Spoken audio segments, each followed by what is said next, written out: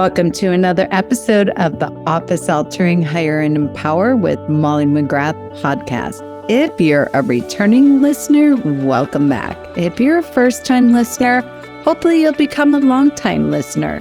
As always, I'm your show host, Molly McGrath, founder of Hiring and Empowering Solutions and creator of this revolutionary podcast. You can check us out at hiringandempowering.com. Hey, real quick, I want to give a big shout out to our premier sponsor of the Hire and Empower podcast, Legal Ease Marketing. You can check them out at legaleasemarketing.com. More of the right cases. Legal Ease was created by law and marketing professionals for law professionals, and they exist to help build solutions that give you time back. At Legal Ease, they put you first, and everything they've created is for you and yours alone. So go check out our phenomenal sponsor, legaleasemarketing.com. All right, guys, we have a really cool, fun, progressive attorney entrepreneur here today, and I'm so excited. We're just going to hit the ground running. You want to get out pad, paper, your notes, your smartphone, text yourself, because we're going to have some chock-full notes here. Today, we're talking about building your law firm from the ground up, build business skills every attorney needs with attorney James Grant, a premier PI attorney, lawyer representing injured victims and holding insurance companies accountable in outside of Atlanta, Georgia, right, James? Yes, Molly.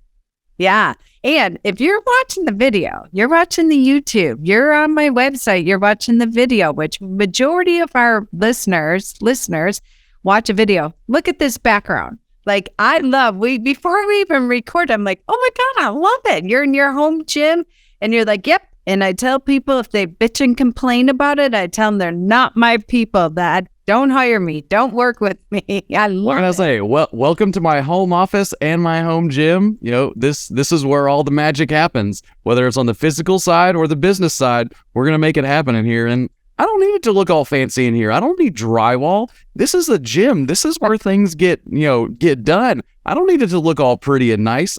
I need to be able to, get down to business here. So that's why sometimes people don't like the way it looks. But again, like you said, if you don't like the way my gym looks and that affects how some way I'm going to do business, we're probably not a good fit to do business together anyway.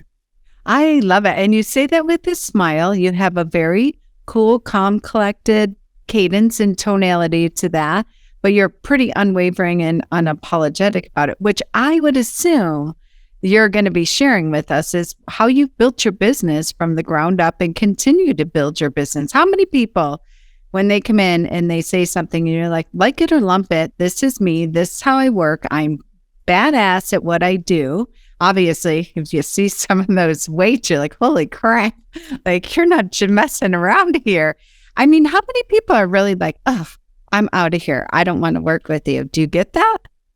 I mean, it's one of the deals that you have to learn and acquire this mindset as you become an entrepreneur and then you grow into entrepreneurship. Because when you're first starting a business, I mean, you want everybody to be your client because you got bills, like you got a family, you got a life, like you have to make it work. But once you find your niche, once you start realizing that you can't market to everybody and you can't be everything to everyone and you narrow down, then you have to realize that, yeah, there are going to be people that don't want to do business with you, or there aren't people that are going to be your ideal fit, and that's okay. But as long as you're able to make a business that is sustainable with the decisions that you make, then by all means, make those decisions, but just know that every decision has a consequence as well. So talk to us about some, if you can remember, the best practice approaches that you even when you were absolutely like taking everything that came in, because the bills are real. You have to, if you're going to hang your shingle, you're going to be a sacrificial lamb a little bit in the beginning.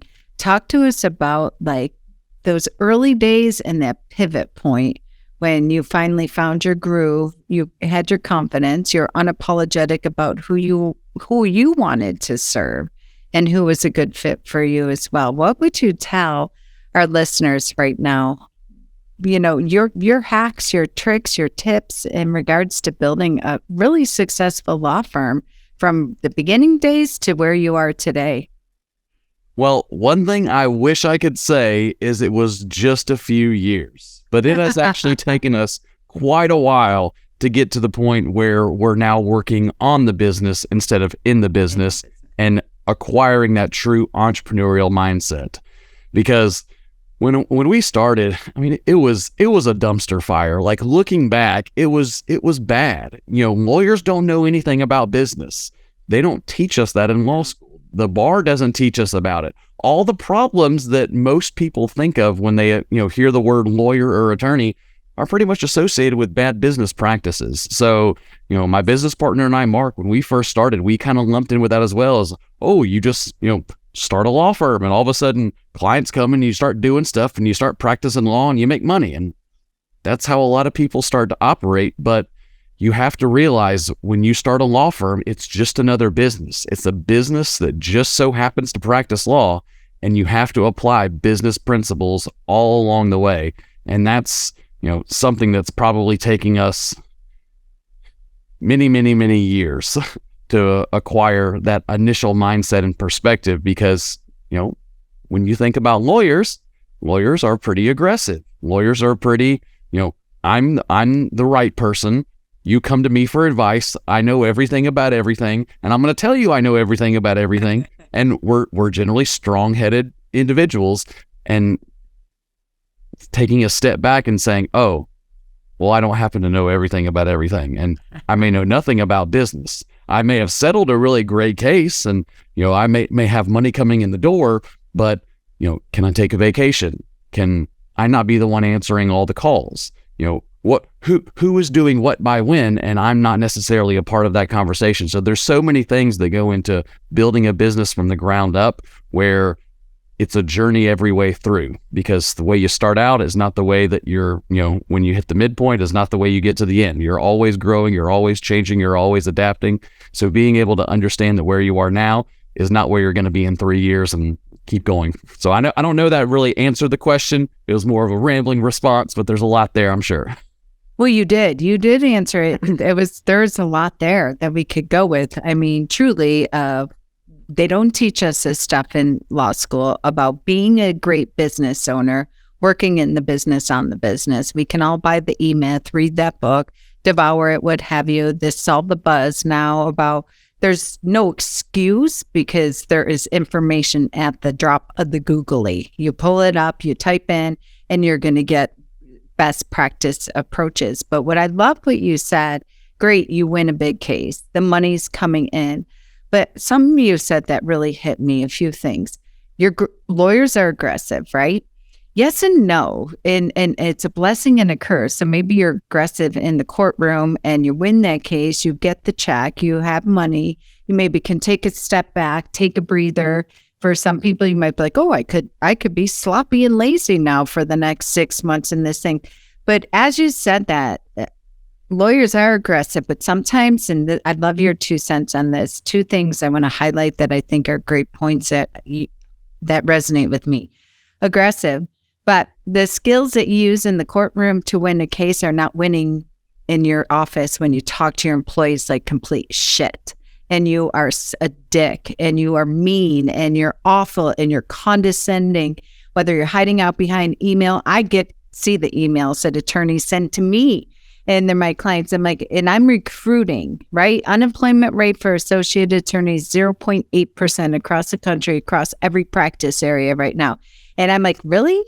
I'm, recruiting as sales, and I'm selling this job that, hey, why don't you come work for this attorney who wants to pay you crap, treat you like crap, and give you no time or attention, and have an ego that is size of, a mountain, so to speak. That's one I'd love for you to talk about. And 2, which maybe come hand in hand, because I'm looking at all this amazing equipment behind you. And, Tony Robbins always talks about emotions in motion. And I think a lot of times attorneys don't take vacation. They do not work out. They do not give themselves the time and space and grace for really for managing their emotions and things of that nature. So sometimes, if you're not spending time on vacation, spending time on your health and wellness and mindset and all that, I would assert, at some point you're going to combust. What are your thoughts on that? Because I don't know. But when I first got in the Zoom room, like, this is something. This is like a TED Talk or something where you have all this heavy machinery behind you. You have this like kick-ass workout equipment. You're obviously, in great shape, and you're a kick-ass attorney in the courtroom, right? You do PI, for God's sake. Like, that's no joke. And there's some correlation here about, getting your emotions in motion and distributing them and putting them in the right place. I would assume that's one of the things that made you very, very successful. Thoughts, comments, feedback? So I'll answer the second question and work my way backwards, but yeah. I'll start off with a familiar story that probably all of us have experienced. And that's the typical bar meeting and the typical bar function or whatever it is. But you get a whole group of attorneys together and they're going to start talking of, oh, I tried the best case, and oh, I made the best legal argument, and oh, I submitted the most wonderful brief to the court and my argument was accepted, or the jury loved me and gave me everything I wanted. And like, that's fine and well. We went to law school to be lawyers and to practice law. But if you take those same people who, in the eyes of the legal community, are winning, and you ask them the questions of, well, when was your last 30-day vacation? And how many hours a week do you work? Mm-hmm. Or what's your health like, your physical health? How are you doing? How's your relationships with your family? How much time did you spend with your kids? Did you make it to all of the kids' practices and extracurriculars? And you start asking things like that, and all of a sudden, how about this one? Getting upset. How long has your longest standing employee been with you? When's the last time that somebody left you? And like, those are the important questions for a business. You can go out and you can make an argument. Anybody can, make a novel legal argument. Anybody can do well in the job from a metrics perspective. But when it comes to running a business that is both profitable and productive, is something that's entirely different, and that lawyers really shy away from, because it's something that it's not normal. It's foreign to most of us because I had to learn it myself. I didn't know anything about it. And so when you start trying to put those two together, it's, you get heads butting together, because attorneys generally are, very strong-headed, strong-willed. They have their perspective, their way of thinking, and they're the ones that are generally right. So when you try to have two type A personalities telling each other, I'm right, it doesn't generally work. And that's why we have the adversarial system that we do, which can work in the courtroom, but you also have to your point, take that back and know that when you're in your office with your staff who you're helping and they're helping you to get to a common goal, you have to treat them like people, because that's exactly who they are. Because you want to surround yourself with people that are better, smarter, and overall want to be in their given roles for things that you are not as good at. I can be the best legal orator in the world, and I can be the best trial attorney that's out there. But if I'm spending 40 hours a week or more every week getting ready for trials, well, then I'm not running my business.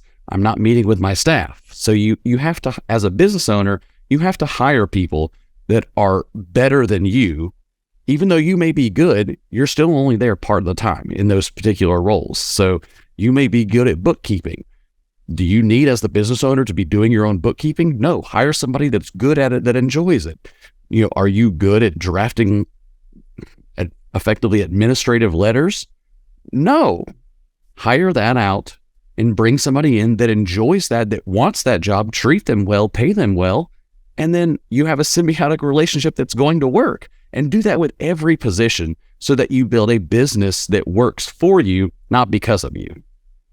All right. I love that. You brought up a crucial position that attorneys will not let go of: bookkeeping. I'm not going to trust anyone with my books. It's so ironic that you use that one, because I'm thinking of, all right, so many times I'll talk to attorneys and they're like, all right, they'll reach out to me for hiring new employees so they can do exactly like you're saying. We do legal recruiting and we do legal consulting, training and onboarding, by and large, the admin team. And I'll reply and they're like, well, I'm prepping for trial, so I can't talk to you for a month. I'm like, well, what? Like, well, obviously at that moment, that hire is not important. Yeah. Because if that hire was important, they would be making time for it. Exactly. And the bookkeeping, so I know I am not the highest person for bookkeeping, even legal letters, like drafting legal responses or, doing the admin work to prep for trial. So I could just be on stage practicing all my things, my craft as a brain surgeon in that model. How do you let go of control? That's my first question. I know I'm not the best person to do this, but how do I trust? Because there is this thing called bar complaints. There is this thing called malpractice insurance. And this is what attorneys throw back at me all the time. Oh, I did this once. I hired a bookkeeper and I got a bar complaint or whatever. And I'm never doing that again because I totally got burned. That doesn't work to hire someone for your books. How do you get to that place? How have you in your career from dumpster fire to now? How have you just let go and trust, but also be able to manage and facilitate and lead?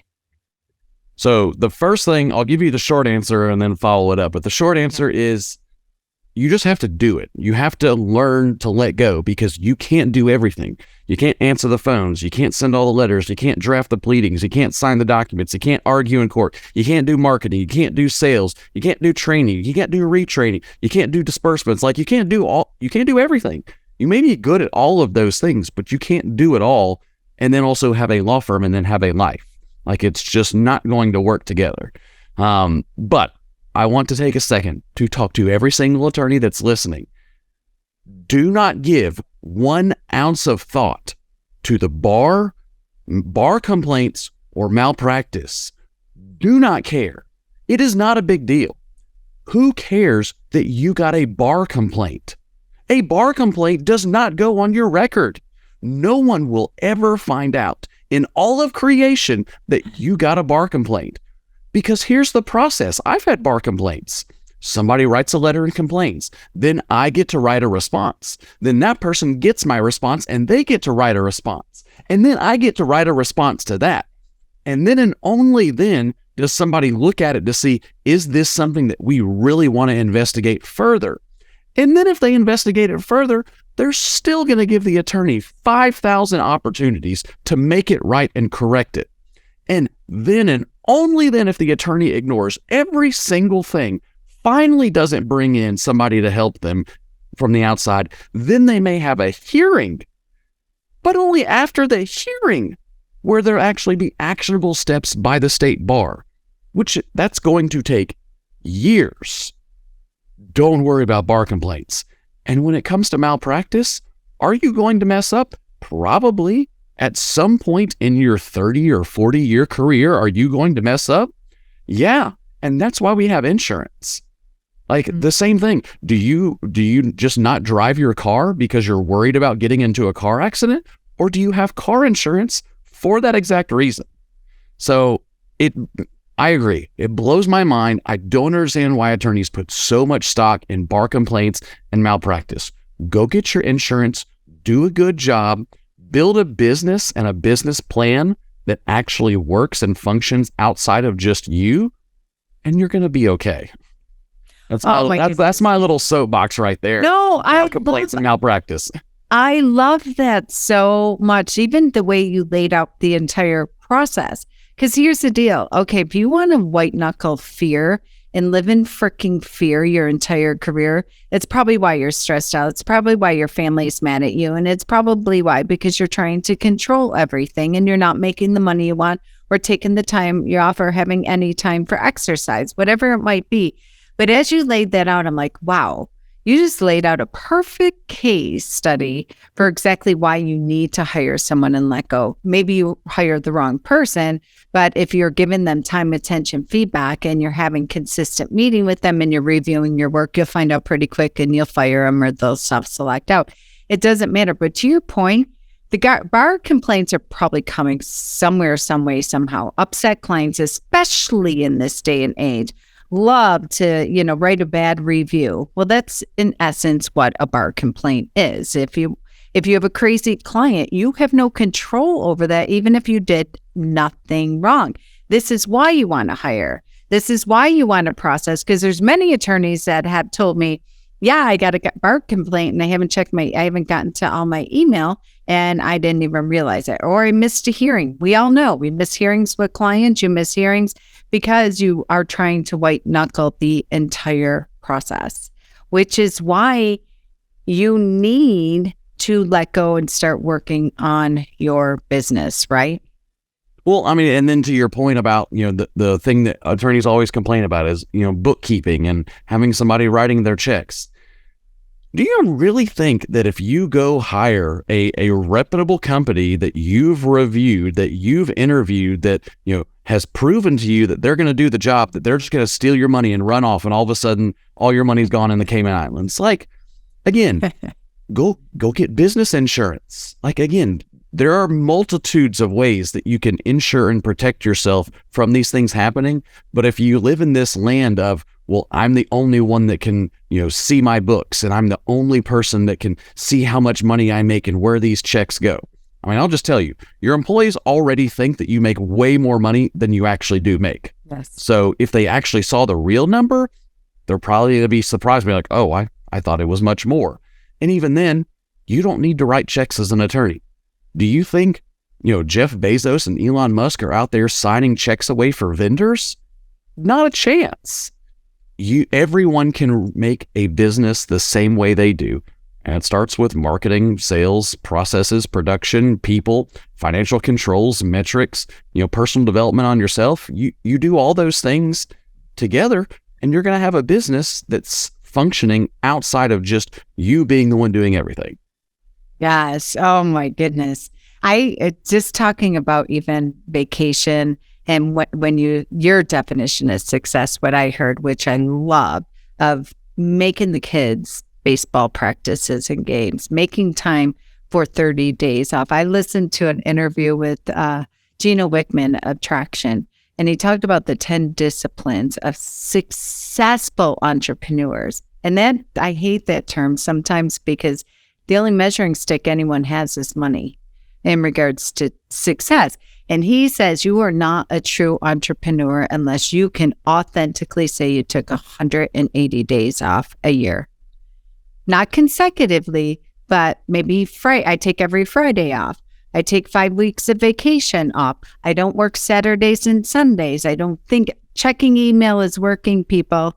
And so I love that you brought in, that definition, that kind of coffee clutch, if you will, at the Bar Association, where the only measuring stick is what's the biggest case you won. Well, I mean, with that, you have to look at every single person in every single business to determine before you start, how are you going to define success? Because yes, there is going to be a monetary, financial, gross revenue and total owner benefit number that you're going to have to decide on how much you want. But that's just the beginning. You have to say, all right, these are all my personal goals as well that the business needs to be able to support. These are all my professional goals that the business also needs to be able to support. And once you break those down into objective metrics, like, in 6 months, I need to be able to do these 4 things in this order, in this way, and do that for those, 3 categories of financial, personal, and professional objectives and goals, then you go out and you build a business that supports those things, because everybody's going to have a different level of success based on those 3 categories. So there's no one size fit all of, these are the 147 steps you need to run a profitable or successful personal injury or family law or whatever the firm is. It's, you need to figure out what it is for you and your family and go build a business that gets you there. Which you clearly have done. And I would love for you to tell our listeners what you're doing in the legal space for law firms that maybe do not have a litigation department, but they don't want to turn away, say, PI litigation cases. They maybe don't have a team of associates that can service those clients. Talk to us a little bit about what you're sharing with me, what you're doing with your colleagues in the, by and large, in the Georgia area, right? Yeah, I mean, so we're a personal injury law firm, and you can take a 9-iron and hit it from my house and probably hit 17 other different law firms. I mean, there's tons of personal injury law firms that are around, especially in the metro Atlanta area. There's no shortage of availability and opportunity there for clients that are injured in accidents. So with that and being in that field, my business partner and I, Mark, were like, well, we have to step back and we have to figure out, number one, what's our unique value proposition? Like what are we going to be able to do to objectively say to others that we're differentiating ourselves? Everyone says, oh, we do the best client contact, or, we get the best results, or we have, great reviews from our clients. But those words don't mean anything. Like everybody can say great or excellent or best, but there's no standard for actually achieving those things. So we decided that there's really, a big need in the personal injury field because there are so many attorneys and they are very good at that first part of the hustle, market, sell of pre-litigation. There's two phases to a personal injury case. There's pre-litigation and then there's the litigation phase. And most personal injury attorneys are very good at getting cases, signing up clients, getting them into treatment, doing the initial negotiations and settling cases. And that's a very specialized and intense process. And when then you move into the next phase of litigation, it's an entirely separate process, an entirely different procedure, entirely different staff. Everything is different about that. And a lot of attorneys fall prey to trying to effectively use a baseball team to play football. They're taking their pre-lit team and they're turning them into a litigation team on the spot. Where what we've found is we can serve as other law firms outside litigation department because we're going to help attorneys make more money faster and with less stress by taking that burden away. We can take away all the overhead, all the cost, and then give them more money back to go spend in marketing and sales to go get more pre-litigation cases where the margins are so much higher so that their team can focus solely on pre-lit.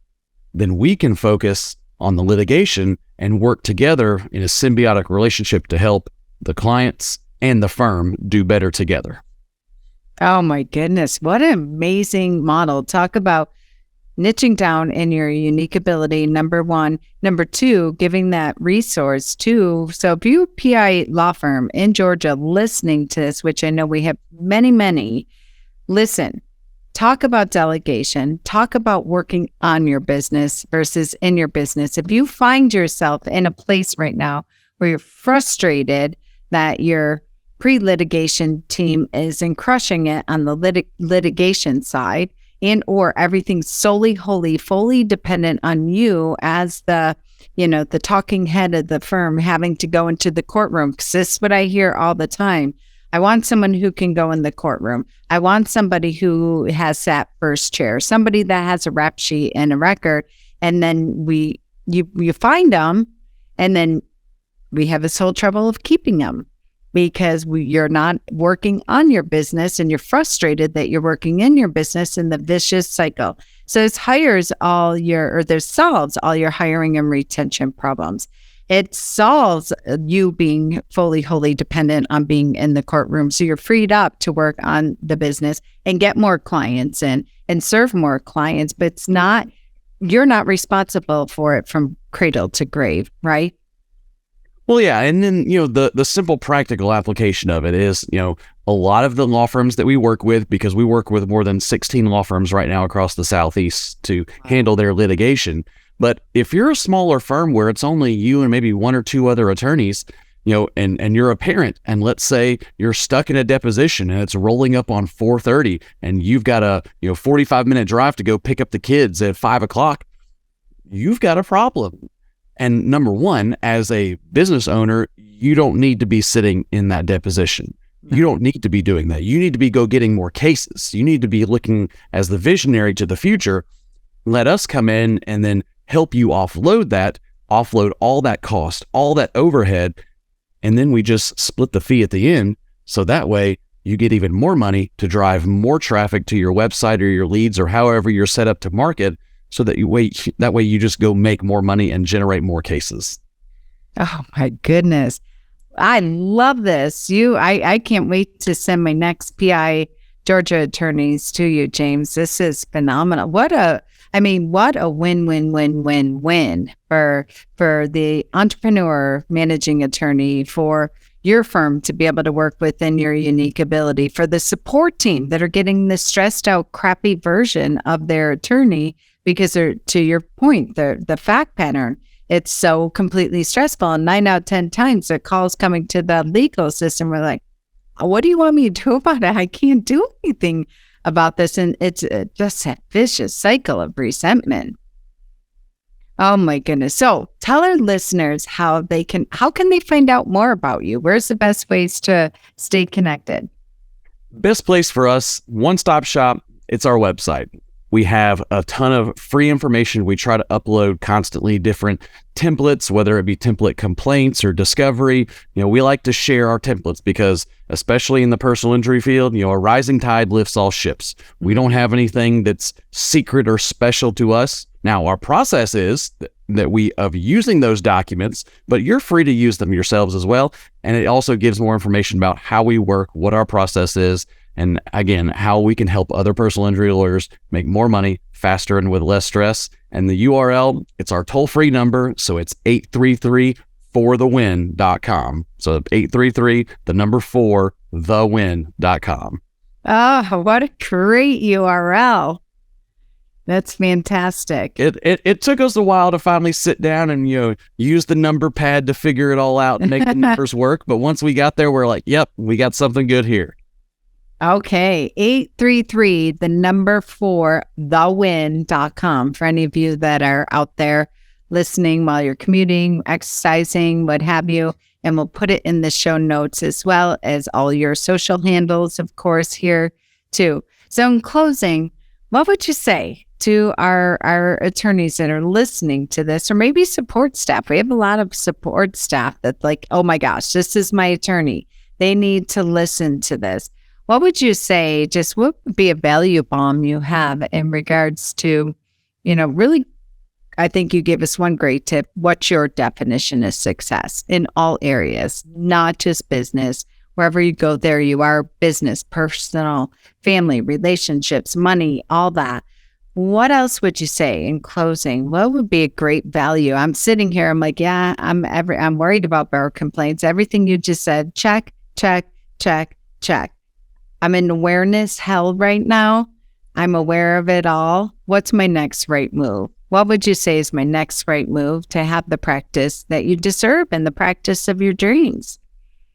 So, and we're still trying to get there. We've grown a lot, and, I don't think you ever arrive. And if you ever do arrive, you got to be careful that you want to be able to maintain that success and not, decrease. That's the thing you're always going to try to avoid. But, if I'm going to do my advice from the top down, so, start with the owner, work to the attorneys, work to the staff that are supporting the attorneys. If you're an owner, you need to have a coach. You need to invest in yourself and your personal development, because your personal development as an entrepreneur is not something that's natural.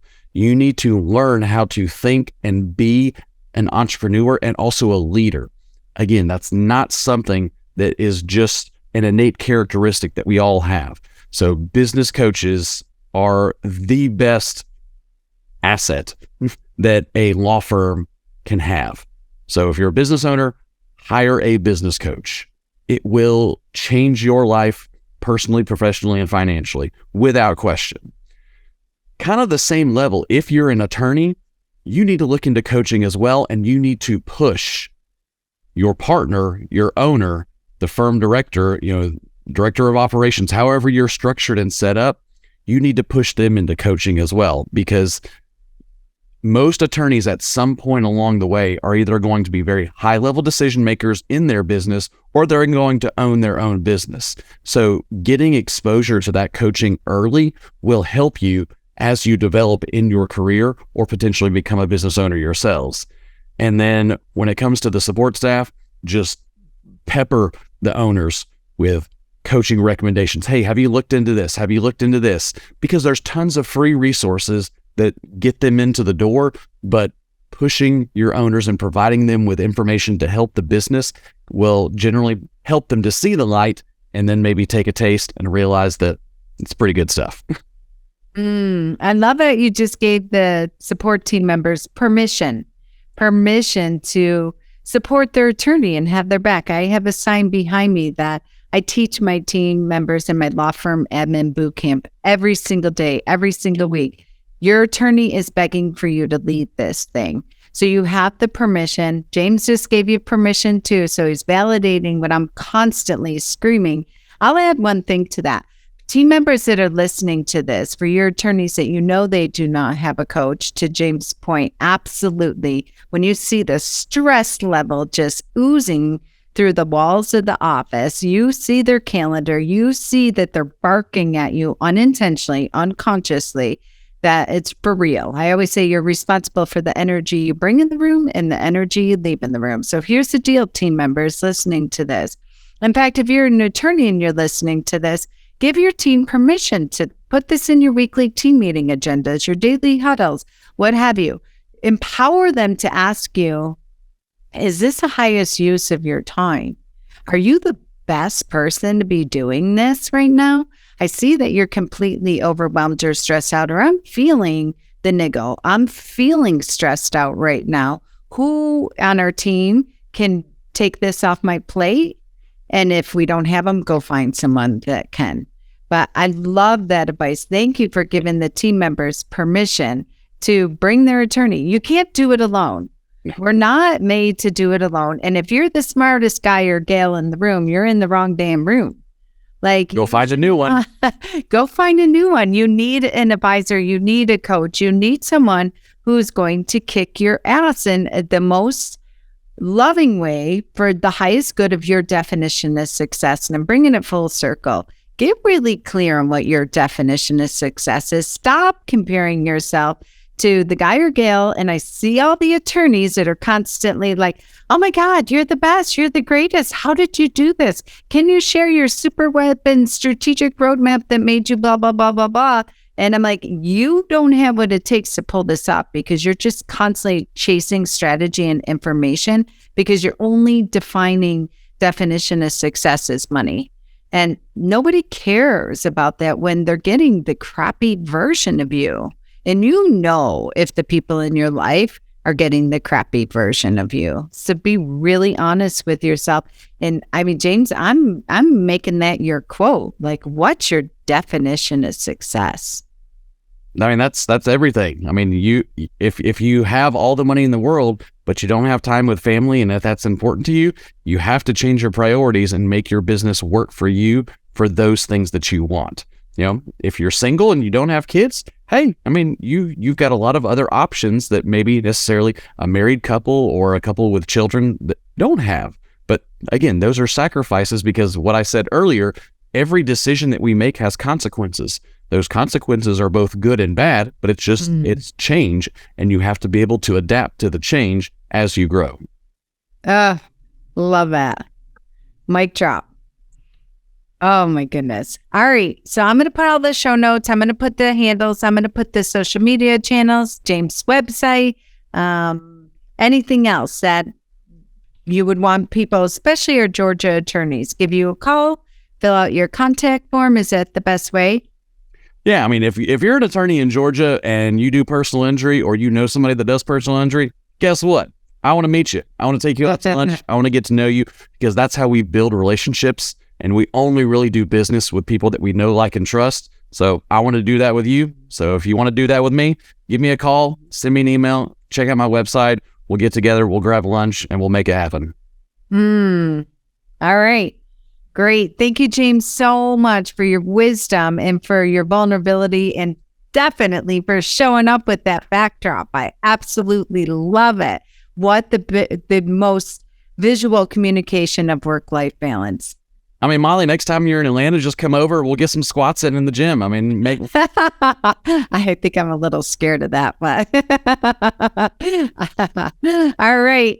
Thank you so much for being our guest, and thank you, listeners. Until next time, continue being legal leaders, leading legal leaders. All right, that's a good stopping point for us today. We've reached the end of yet another episode of the Hire and Empower with Molly McGrath podcast, where dream teams of intrapreneurs in the entrepreneurs world really do come true. Listen, whether you're a business owner, employee, executive, maybe a hiring manager, we wholly understand. Hiring, onboarding, and leadership is absolutely expensive, exhausting, overwhelming, time and energy consuming for the already taxed professional. Well, we have your back on all fronts. For 25 plus years, we have transformed over 4,000 law firm teams into becoming the most efficient, resourceful, and profitable aspect of your business. Check out our Smart Hire solution, our employee leadership program, or our 66-day law firm turnaround at hiringandempowering.com. And listen, if you enjoyed this episode, click below, subscribe, make sure that we get in your inbox, share it with your friends. And of course, a shout out as always to our premier sponsors at Legal Ease Marketing. Check out legaleasemarketing.com. Legal Ease was created by law and marketing professionals for law professionals. They exist to help build solutions that give you time. At Legal Ease, they put you first as a law firm owner.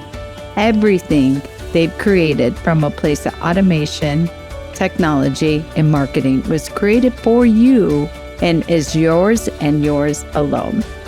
All right, that's a wrap. Again, check us out, subscribe, share with your friends.